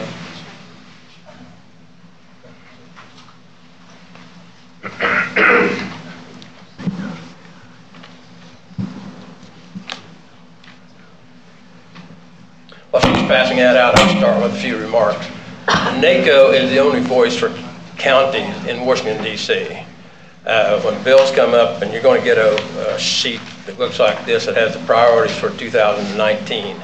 There's 8 of them on there. But when the bills come up that affect counties, they work on them very hard. The National Association has 15 lobbyists, which in Washington, D.C., that is very small, considering there's about 23,000 lobbyists in Washington, D.C. But the priorities mean that when an issue in one of these comes up, all 15 work that issue. The rest of the time, they're working on other issues. We probably have a legislative policy that contains probably 100 different items to discuss and work on, and most of them are written broadly enough that they can fit them into a lot of things. With the National Association of Counties, there's a lot of information on the website. It's naco.org. It's a vast source of information on there. You can plug in Kansas and plug in Leavenworth County and find out a lot of things. I feel that Leavenworth County needs to be part of NACO because of all the federal presence in the county. I mean, you got the forts, you got the prison, you got the VA hospital, there's a lot of federal presence there. And to answer your question, Jeff, Fort Riley does not pay Gary County any money. Payment in lieu of tax. They tried to get some. They had a deal working, and I was talking to Bob Bennett, the commissioner out there, and he'd been there for a long time. They thought they had a deal several years ago, and then they got a new commander, and he squashed it. But the schools get it, the public schools get it because of the high school kids, but the county does not get any money from Fort Riley. But then again, with the presence of the national president, I just feel that you guys need to be at the table. And I'm saying guys in general. Sorry, Vicky. But it's a great organization. We work on a lot of things. There's a lot of webinars that are free to anybody in your county, any county employee, I should say, that wants to get in on them. Most of them last about an hour, and there's a wealth of information. In the last 2 days, I probably got emails to say that 5 or 6 of them will be coming up in the next day or 2 or 3. And there's just a ton of information out there on that. A lot of training can be taking place. Another program that they've implemented about less than a year ago, it's a leadership program. It's a 12-week course, and it's all online, no travel. About 90% of it is self-paced, and then they have, for lack of a better term, teams that 8 to 10 of them on this course will get together and discuss it. And I don't know which media they use, but then they can interact with each other. I don't know if it's Skype or something else, but anyway. If you're in NACO County, the first person you send will cost you $495. Then after that, it's another $1,000 on that. The first person, NACO gives them a $1,000 scholarship to get them into that. We've had we're in the 3rd program now, or in the 3rd phase, I say, and there's a lot of positive comments coming out of that program.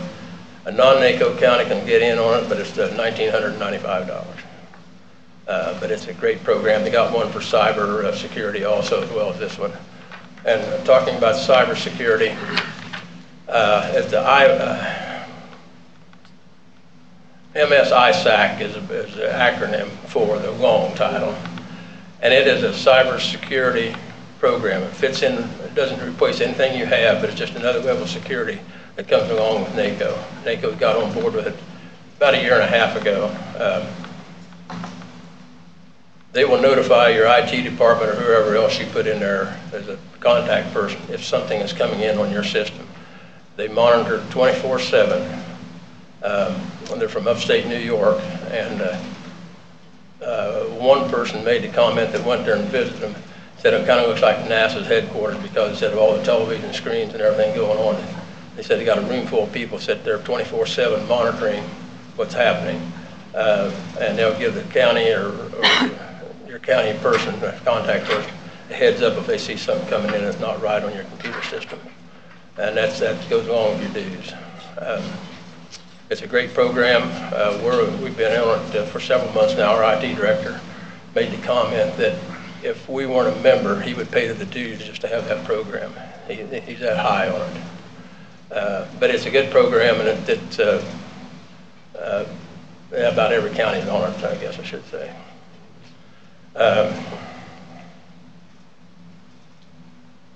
The flag box deal that went around, if you're in NACO County, each county can get a flag box free, and that's for people that want to come and dispose their old flags. We've got one, and it's very heavily used. And then when we get finished, I mean, when the box gets full, we either notify one of the 2 American Legions we have in the county, or one of the 2 VFW we have in the county. They'll come in and they'll have their flag ceremony when they take care of them. But it helps them, and they can put it in their program if they're doing this, and it just helps the community because they're getting rid of their old flag. But it's free, and it's about half the size of this electric. I mean, stands up fairly tall. It holds a lot of flag, but we use it a lot. Richard, I just pulled something off of the KAC side about the prescription drug discount card. Okay, that Healthy Living one, that has that information in it. We use it quite a bit. Our health department passes them out. I mean, they see the people that need the cards, and then we also have some in the courthouse. Your hometown small pharmacies probably will not be recognizing, but your larger than CVS, Walgreens, Walmart, they'll all honor them.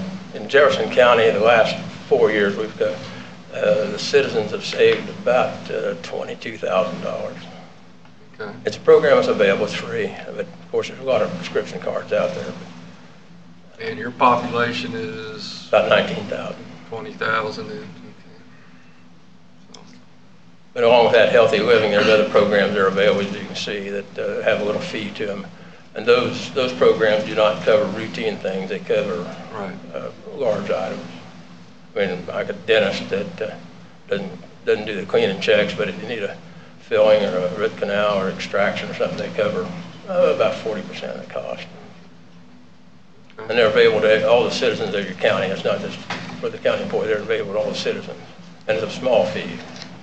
And what's the percentage of counties that belong to NACO in Kansas?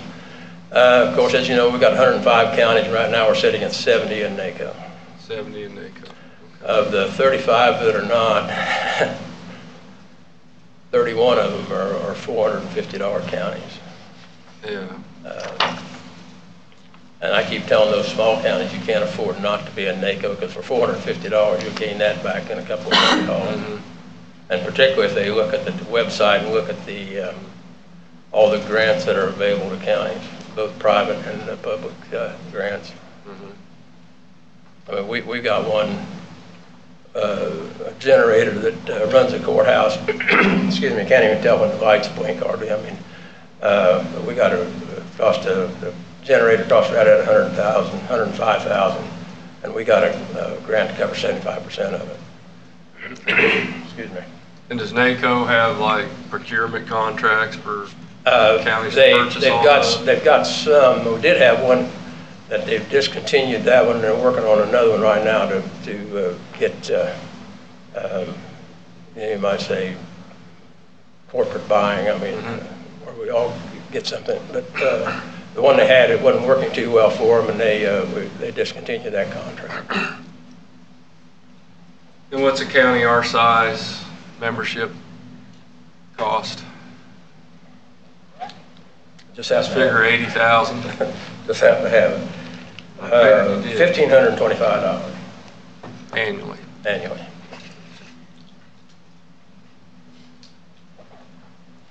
I've been exposed to NACO for a lot of years, and we just never belonged. I will say this: Leavenworth County, without being in, without you're kind of an island by yourself, because everything in the Mid-America Regional Council is in it. Atchison's in it. We're in it. Douglas County's in it. We're kind of an island out here by yourself. And, there's a ton of information out there about NACO on their website. You just got to use it. Well, there's always something at the end of Norm's Yeah. monthly report for KAC at the end of it. Norm Bowers. Yeah. Yeah. You get his email? Yeah, he puts out a good report every month, or twice a month, I guess. Yeah. I'm finished if you guys. All right. I'm sure Commissioner Culverson's pretty familiar with it. I'm not sure if Commissioner Cause is. We had a presentation when we had our orientation training. Oh, okay. And Yeah, at that then I commissioner school. did a little Okay. bit Richard more was snooping, there. so yes, I'm familiar with the organization now. Oh, I got something in it. But you're talking about that one, I got thrown into the heat there in a hurry. The lady from Washington DC is supposed to come and give that presentation, broke her ankle Right. just a couple of days before that, so Right. she sent me the stuff and said, here you are. You did a great job. Yeah, we Well, didn't you've know. probably given it enough. I was interested enough that I went and actually looked it up to find out more information, so that's that. Good. Okay. But I encourage you to become a member. Okay. I strongly encourage you.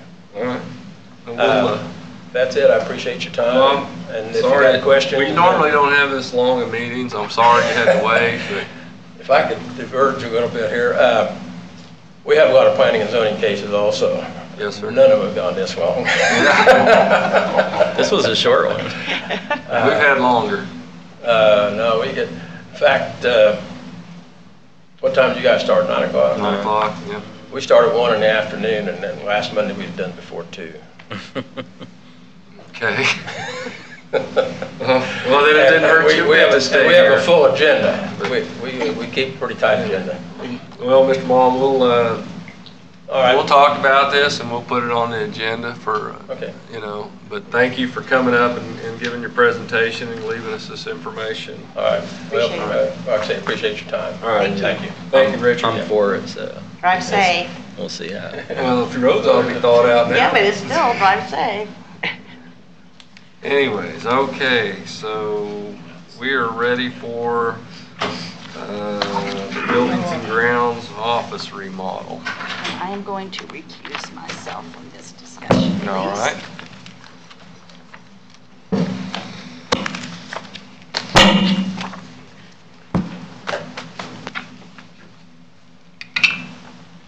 Okay.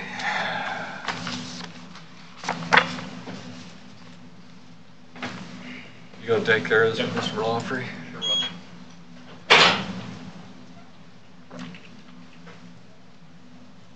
With the election to add 2 commissioners to the Board of County Commissioners, we've been in discussions on what it's going to take to add the office space and to equip the county to handle that expansion. We've discussed a few different options, such as providing office space within the districts, handling the current offices that we have and doing a scheduling so that the commissioners have certain days of the week, hours. And then this is another option, which would be to expand the offices that we have to allow each commissioner have their own office. With the current utilization, I believe I could move 1 additional staff member to another area of the courthouse, but we would still be 1 office short of where we need to be to staff all 5 commissioners. We had the Buildings and Grounds crew come up and look at the area that we have available and identify if there was a spot in here that we could add office space. Right outside this door in the commissioner's current area, they did identify some area that we could remodel and add 2 offices, up to 2 offices. We could do 1 or 2. The current proposal is to do 2. So we solicited proposals for that, bids for that. The bids came back in. The lowest bid was Julie's Cause Construction, the amount of $33,122. We'd like the board to give us direction on whether to proceed with that or if there's some other option that they're looking.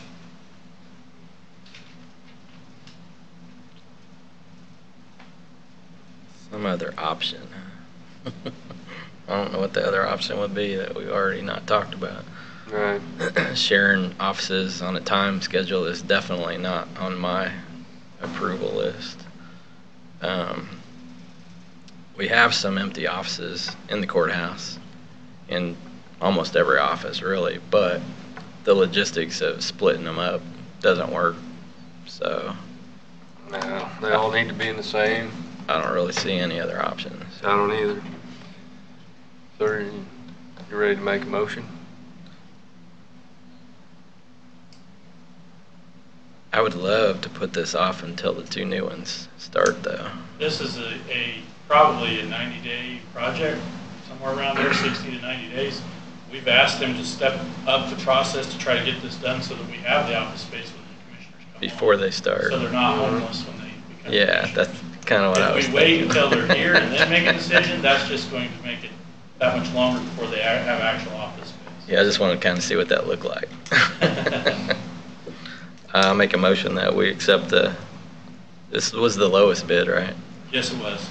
Make a motion we accept the CASA's lowest bid for the construction of the 2 new offices for commissioners.